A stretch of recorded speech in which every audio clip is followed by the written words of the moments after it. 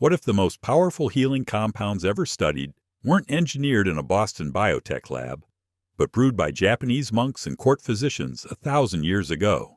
Modern wellness sells $40 antioxidant bottles. The elders of Okinawa and Edo-period Kampo physicians were outliving the rest of us on leaves, roots, and fungi you can still buy today. Modern research keeps catching up to what these herbalists knew through centuries of observation. Today, I'm walking you through 10 of them. Stick around, because number 2 was so prized that ancient Daoists called it the mushroom of immortality, and oncologists are stunned by what it does to your immune system. And number 1 is something Japanese grandmothers have brewed every morning for 800 years, linked to some of the longest lifespans on Earth. All right, let's get into it. Number 10. Yuzu, the golden citrus that perfumed the imperial winter.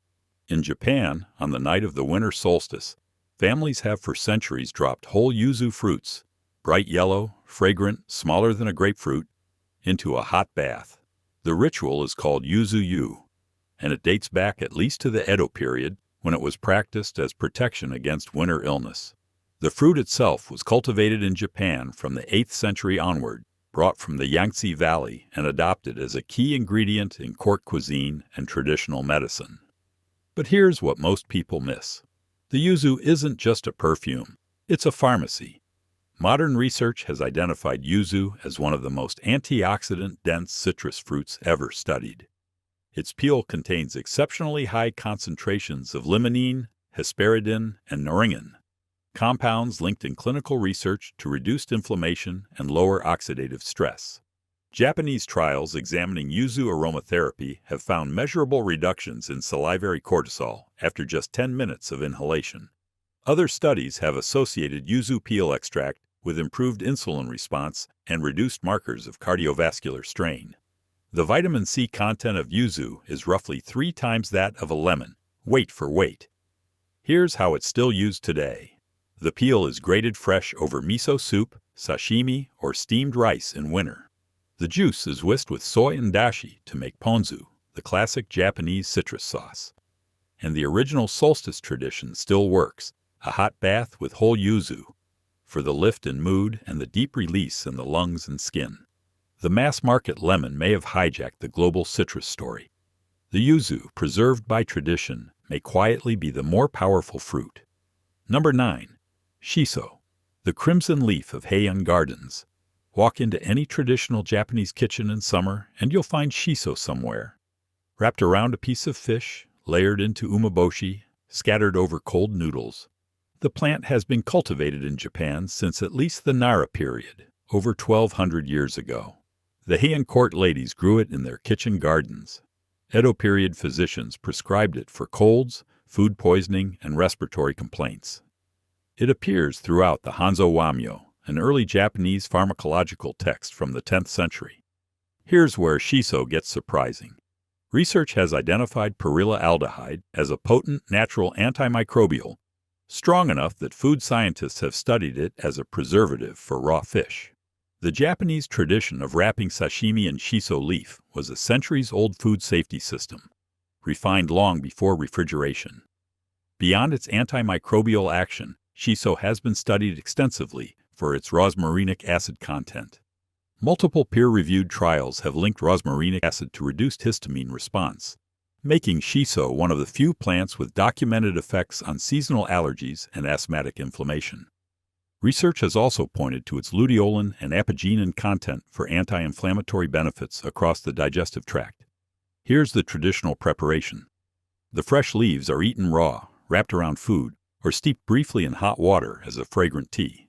The red variety, aka shiso, is what gives umeboshi their famous crimson color and is also the source of the most concentrated medicinal compounds. In Kampo, shiso seed and leaf appear together in formulas like Hangi Koboku 2, prescribed for centuries for stress, anxiety, and the sensation of a lump in the throat. Modern allergy season meets a 1,000-year-old answer. Number 8. Dokudami, the 10-virtue herb of mountain Japan. You won't find dokudami in a fancy supermarket. You'll find it growing wild along the edges of rice paddies and mountain paths from Kyushu to Hokkaido. The Japanese name means roughly poison-blocking plant. And the herb's traditional title, Juyaku, the herb of 10 virtues, captures how seriously generations of Japanese herbalists took it. It appears in Kampo formularies stretching back centuries, and in the Edo period it was a household herb in nearly every farming village. Here's what modern science just confirmed. Dokudami, known to botanists as Houtunia cordata, is one of the most pharmacologically active plants ever brought into a Japanese laboratory. Researchers at multiple Japanese universities have documented strong antibacterial action against Staphylococcus and E. coli. Antiviral effects have been studied during outbreaks of severe respiratory infections, and clear anti-inflammatory mechanisms have been tied to its quercitrin and isocontent. Other research has explored its effects on blood vessel health and the elimination of metabolic waste through the kidneys. In rural Japan, the leaves are still dried in summer and brewed as a daily tea throughout the year, taken specifically for skin clarity, sluggish digestion, and seasonal congestion. The fresh leaves are crushed and applied directly to insect bites, mild skin infections, and slow-healing wounds. The smell, frankly, is sharp. The tradition calls this a sign that the medicine is working. This is one of those plants the global wellness industry has barely noticed, and the Japanese countryside has never forgotten. Number 7. Hatomugi, the pearl grain that clears the skin from within. Hatomugi, known in Western herbalism as Job's tears, has been cultivated across East Asia for thousands of years. In Japan, it took on a particular role inside the Kampo tradition, where it was, and still is, prescribed under the name quackseed, for everything from stubborn skin conditions to sluggish lymphatic flow. It appears in the Shennong Ben Kao Jing, the classic herbal that Japanese physicians studied and refined into their own system. By the Edo period, hatomugi tea was a routine daily drink in many Japanese households, brewed especially in summer for clear skin and a settled stomach. Here's what modern research has uncovered. Koisanolide, a compound found almost exclusively in hatomugi, has been studied for anti-tumor activity in laboratory settings. Multiple Japanese clinical investigations have linked hatomugi extract to improvements in skin barrier function, reduction in stubborn warts, and better hydration of the skin from the inside. Its high content of unique unsaturated fatty acids and slow-releasing carbohydrates also makes it a quietly powerful food for blood sugar stability. The traditional preparation is simple.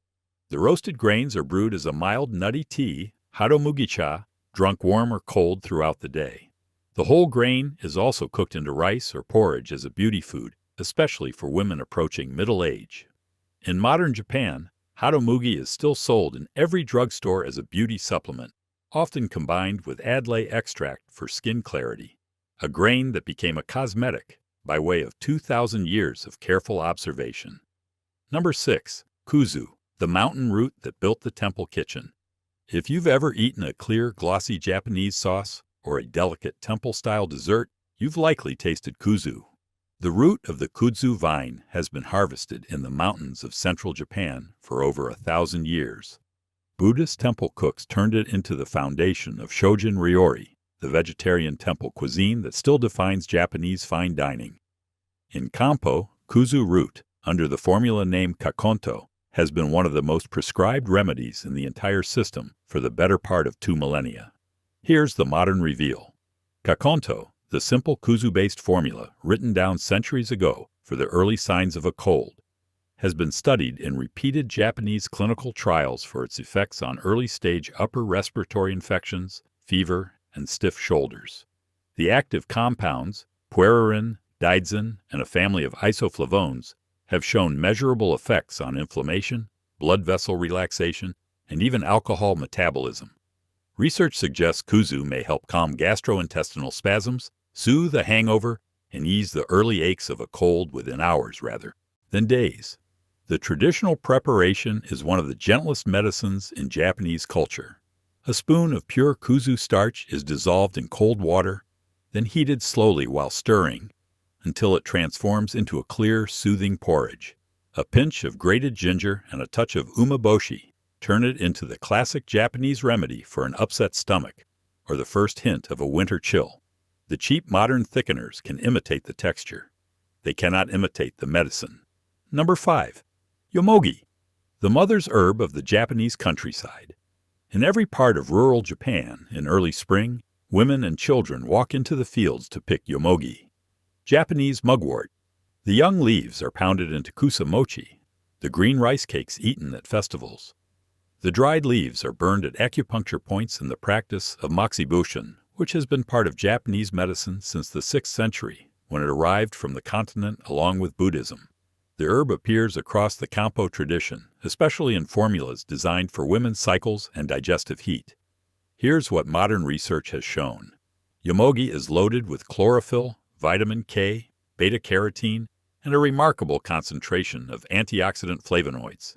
Multiple Japanese studies have associated regular yomogi tea consumption with improved gut motility, reduced markers of chronic inflammation, and gentler menstrual cycles.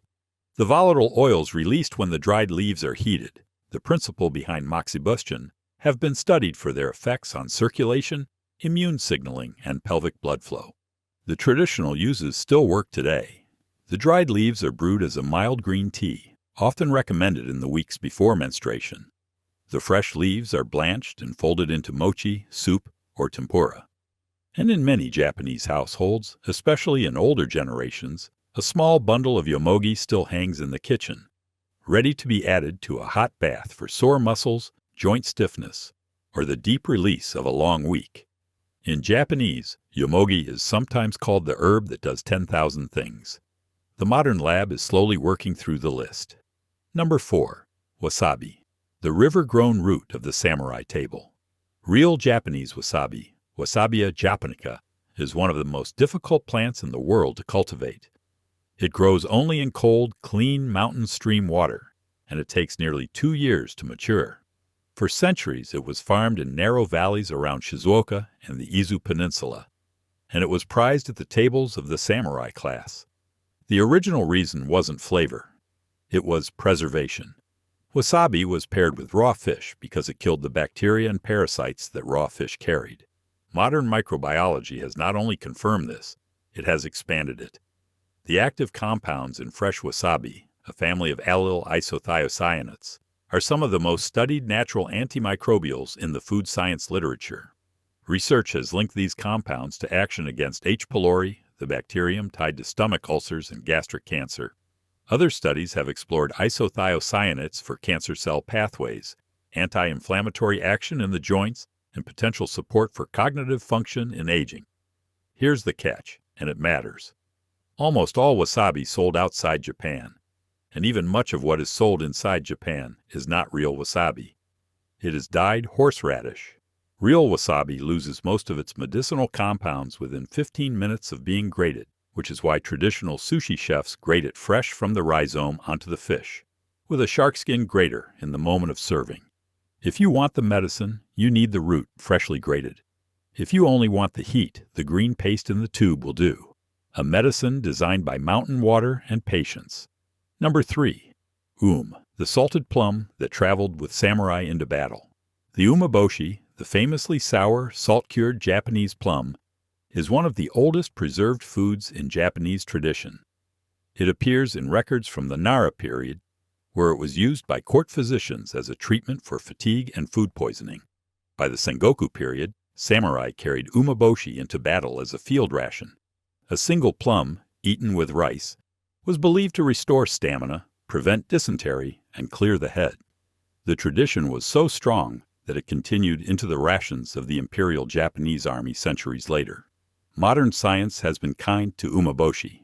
Despite its sour taste, the plum is one of the most strongly alkaline-forming foods in the human diet, and research has explored its role in balancing the body's acid load after rich meals. Studies have associated umeboshi extract with antibacterial action against H. pylori, reduced symptoms of motion sickness, support for liver enzyme function, and improved iron absorption from rice and vegetables. The unique organic acids in the plum, citric, malic, and others, are linked to faster recovery from physical fatigue. The traditional preparation is unchanged in 800 years. The plums are picked unripe in early summer, salted heavily, sun-dried, and aged with red shiso leaves. One is eaten in the morning with rice and green tea. or stirred into a cup of hot water with a touch of soy as a remedy for an upset stomach, a hangover, or a sluggish start to the day. The samurai understood. One small plum, hundreds of years of medicine. Number 2. Reishi, the 10,000-year mushroom. In Japanese, the reishi mushroom is called manentake, which means roughly the 10,000-year mushroom. The Daoist alchemists of ancient China called it the herb of eternal life. It grows wild on old hardwood trees, and for most of recorded history, it was so rare in Japan that it was treated as a sign of imperial favor. A single found specimen could be presented to the emperor as tribute. Reishi appears throughout the Shenong Benkao Jing as a top-grade herb, meaning a substance considered safe for daily lifelong use, with no toxic effect. Modern pharmacology has identified more than 400 active compounds in reishi. The most studied are the beta-glucans, the triterpenes called gadaric acids, and a family of immune-modulating polysaccharides. Multiple peer-reviewed clinical trials have linked reishi extract to improved markers of immune function, reduced inflammation, better sleep quality, and lower fatigue scores in patients undergoing intensive medical treatment. Reishi has been studied alongside conventional cancer therapies in Japan and China for decades, with research suggesting it may support quality of life and immune resilience during chemotherapy. It has also been investigated for cardiovascular benefits, blood sugar regulation, and protection of liver function. Here's the traditional preparation. Reishi is too tough and too bitter to eat. It is sliced, dried, and simmered slowly for hours in water, often combined with red dates and ginger, until it yields a dark, slightly bitter tea. In modern Japan, it is also taken as a powdered extract or capsule, ideally from a specified medicinal strain rather than a generic supplement. The cheapest jar on the shelf is unlikely to be the real medicine. Number 1. Matcha, the emperor's morning ritual. Matcha is the powdered green tea that has defined Japanese spiritual, social, and medicinal life for over 800 years. It was brought to Japan by the Buddhist monk Eisai, who returned from his studies in Song Dynasty China in 1191 with seeds and a method. He planted them on the slopes around Kyoto in a place that became known as Uji. And within a generation, matcha was the daily drink of Zen monasteries and the imperial court. Eisai wrote a treatise titled Kissa Yojoki, Drinking Tea for Health, which explicitly framed matcha as medicine first and beverage second. Modern research has matched almost every claim Eisai made. Because matcha is the whole tea leaf, ground and consumed in suspension, rather than steeped and discarded, it delivers far higher concentrations of catechins, particularly EGCG, than any standard green tea. Multiple peer-reviewed studies have associated regular matcha consumption with reduced markers of cardiovascular disease, improved insulin sensitivity, lower oxidative stress, and a measurable boost in calm, focused attention. The combination of caffeine and L-theanine, both naturally elevated in shaded tea leaves, is one of the most well-documented natural cognitive enhancers in the scientific literature. Researchers have also linked matcha intake to favorable changes in the gut microbiome and to lower rates of certain age-related conditions in long-term Japanese cohort studies. Here's the traditional preparation. A small spoon of fresh, vivid green powder is whisked into hot, not boiling water with a bamboo whisk until it foams. Drunk fresh, on an empty stomach, in the quiet of early morning. Ceremonial-grade matcha from Uji or Nishio is the original. Medicine.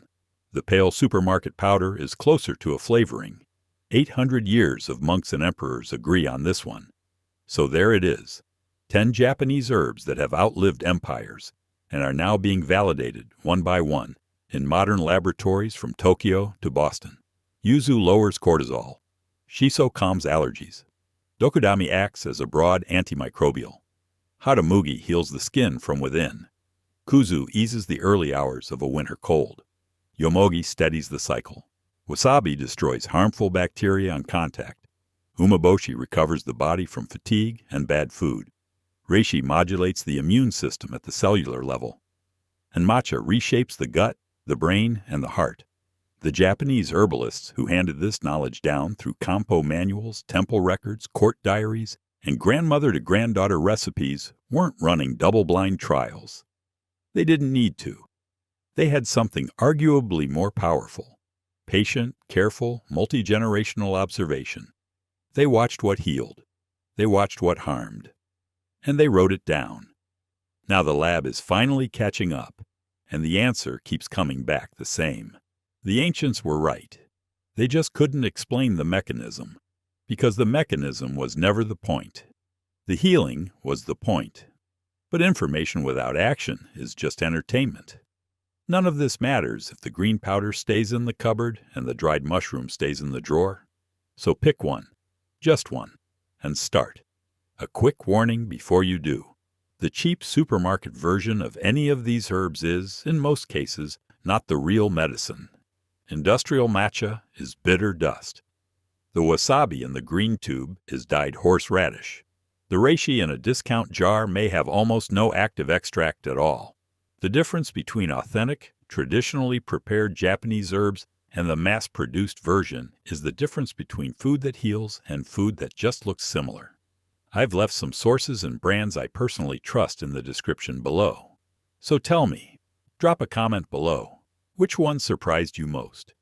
Are you Team Matcha or Team Umeboshi? I read every single comment. And if you haven't subscribed to the Eastern Garden yet, hit that subscribe button and ring the bell so you never miss a video. See you in the next one.